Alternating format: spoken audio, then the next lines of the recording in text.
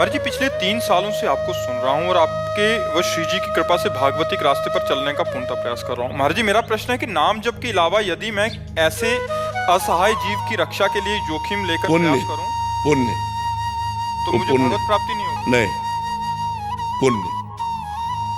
पुण्य होगा, भगवत प्राप्ति नहीं। बड़े बड़े दानी हुए हैं, बड़े बड़े रोगियों को औषधि देने वाले हुए हैं, बड़े बड़े, तो उसके लिए स्वर्ग बना हुआ है, पुण्यात्माओं के लिए स्वर्ग बना हुआ है। भगवत प्राप्ति थोड़ी है, बिना भजन किए भगवत प्राप्ति नहीं होगी। बारी मथे घृत होए बर सिकताते बरु तेल, बिनु हरि भजन न भवतरी, या सिद्धांत अपेल विनिश्चितम बदामि ते नान्यथा वचांस में हरिम भजन्ति है नरा भवसागर तरंति थे।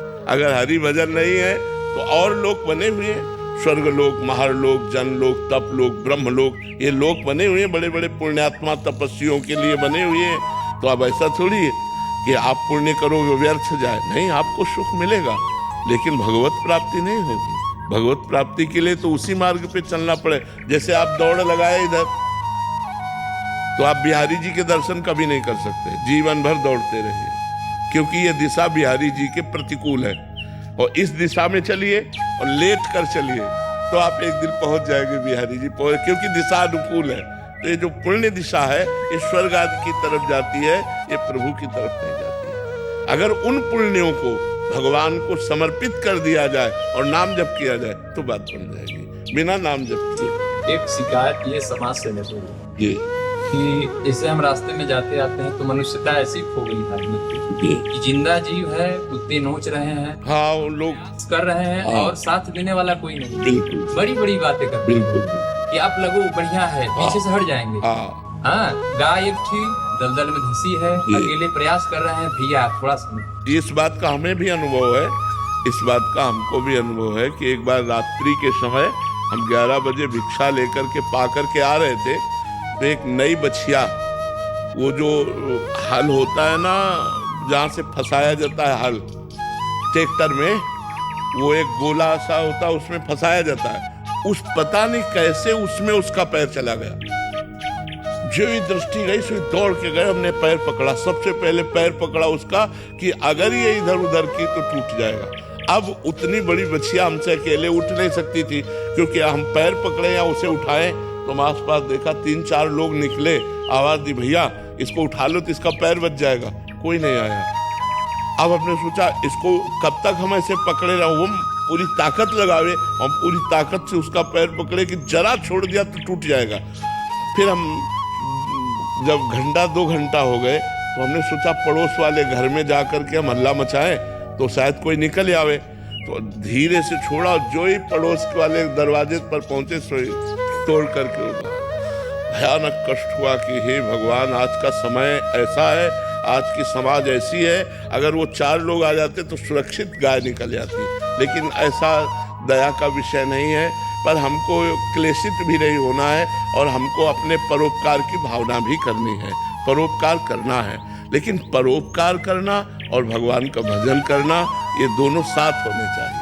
नाम जप करो और परोपकार करो और किसी पर दोषारोपण ना करो, क्योंकि हम दूसरों को अगर हे भाव से देखेंगे तो हमारी उपासना बिगड़ जाएगी।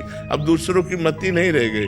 जैसे एक्सीडेंट है और रोड में फैला पड़ा है तो कार से शीशा उतार कर वो वीडियो बना लेंगे और कार में मदद नहीं करेंगे, हाँ उसकी मदद नहीं करेंगे कि कार से उतर कर हम उसको अस्पताल ले जाएं।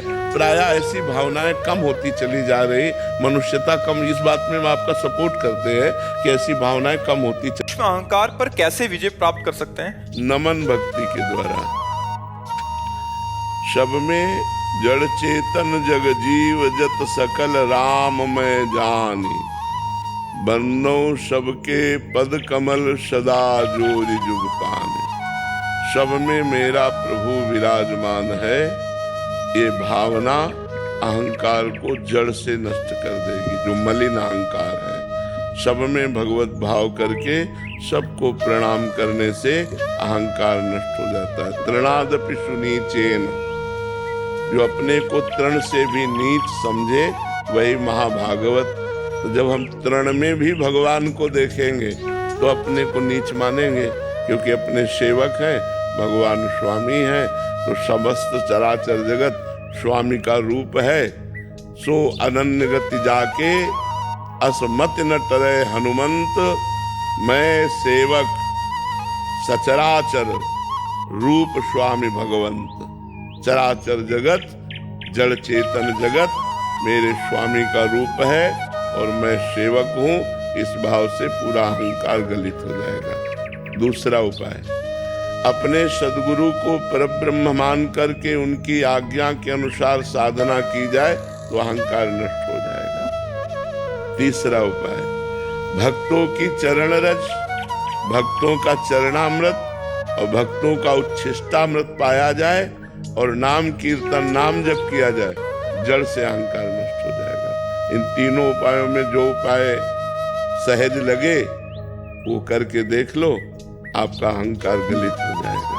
पर दीर्घ काल तक दवा का प्रयोग हो, जो 3 प्रकार की औषधि बताई गई, दीर्घ काल तक प्रयोग हो तो अनंत जन्मों से जिस देहाभिमान में हम फंसकर बार बार जन्म मरण के चक्र में भटक रहे, वो देहाभिमान गलित हो जाएगा। अनिल जी राजस्थान से। श्री हरिवंश महाराज जी, हमें शरणागति मंत्र मिले कि कुछ बात आपकी वाणी से सुना कि शरणागत साधक अगर कोई भी त्रुटि करता तो उसका दोष गुरुदेव भगवान को लगता है। हमें हर समय ये डर लगा रहता है कि हमसे कोई पाप कर्म ना बन जाए जिसका दोष हमारे गुरुदेव को लगे। ऐसा हमको भी डर रहता है, आपको ही नहीं, ऐसा हमको भी डर रहता है हमसे कोई गलती ना हो जाए, जो हमारे गुरु को कोई गाली दे, हमसे कोई अपराध न बन जाए जो हमारे गुरु को कष्ट हो। क्योंकि करुणा करके उन्होंने अपना जीवन धन स्वरूप नाम मंत्र हमको दिया है, तो हम उनको सुखी कर पावें, ऐसी हमारी चेष्टा होनी चाहिए। अगर हम सुखी न कर पाए तो दुखी तो न करें, कोई गलत आचरण न करें, कोई पाप आचरण न करें, कोई धर्म विरुद्ध व्यवहार न करें जिससे हमारे गुरुदेव के मन दुखे। क्योंकि गुरुदेव सबके मन में बैठे हैं। हम आपको गाली देंगे तो हमारे गुरु जी को दुख पहुंचेगा, क्योंकि आपके मन में हमारे गुरुदेव जी बैठे हैं। अखंड मंडलाकारम व्याप्तम एन चराचरम तत्पदम दर्शितम मेन तस्मै श्री गुरुवे नमः। चर अचर में गुरुदेव भगवान विराजमान है। अगर हम किसी भी प्राणी को दुख देंगे, कहीं भी अपराध करेंगे तो गुरुदेव पर लागू हो जाएगा। इसलिए हमको भी डर रहता है और डर रहना चाहिए सब शिष्यों को कि कम से कम गुरुदेव को हम दुख न पहुंचावें, गुरुदेव को हम कष्ट न दें, ऐसा भाव रहना चाहिए। अशोक दास जी। सनातन परंपरा के पुण्यदायी पर्व तुलसी विवाह के पावन अवसर पर नारायण सेवा संस्था राधे राधे महाराज जी। महाराज जी, आप कह रहे हैं कि पुण्य संग्रह करने के बाद स्वर्ग लोक की प्राप्ति होती है और पुण्य क्षीण होने के बाद पुनः मृत्यु लोक में आना होता है। तो महाराज जी, संत विद्वान या महापुरुष जन पुण्य संग्रह करके उस स्वर्ग की प्राप्ति के लिए अनेकानेक कर्म करने की प्रेरणा क्यों देते हैं? क्यों नहीं वो ऐसे उसकी प्रेरणा देते कि जन्म मृत्यु? प्रेरणा वही देंगे जिनको भगवान के चरणों में रति नहीं है।